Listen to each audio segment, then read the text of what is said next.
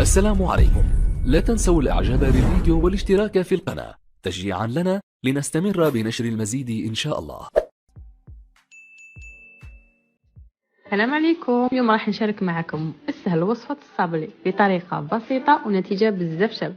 في اناء نحط زبدة، سكر ناعم، صفار البيض، نخلط مليح حتى الخليط يولي كريمي.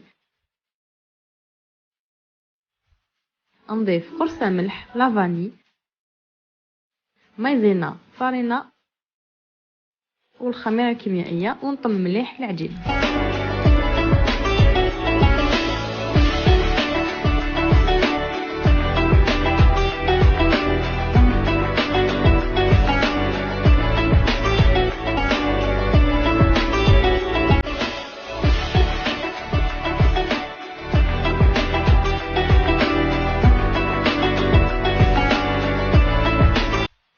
نبسط العجينة على سمك 5 ملم ونطبع أشكال الصابلي المتنوعة.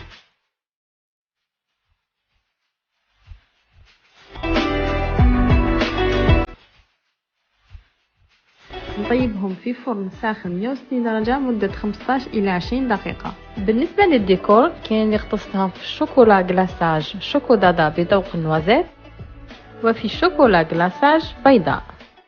لصق كل حبة مع اختها بالشوكولا أو معجون المشمش أو الفراولة، ونضع فوقهم لمسة ديكور بالسكر الناعم.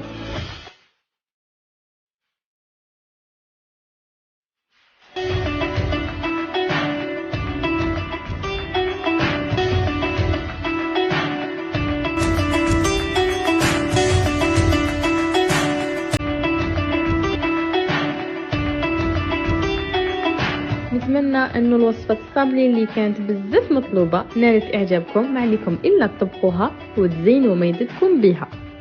تهلاو في روحكم ومع السلامة.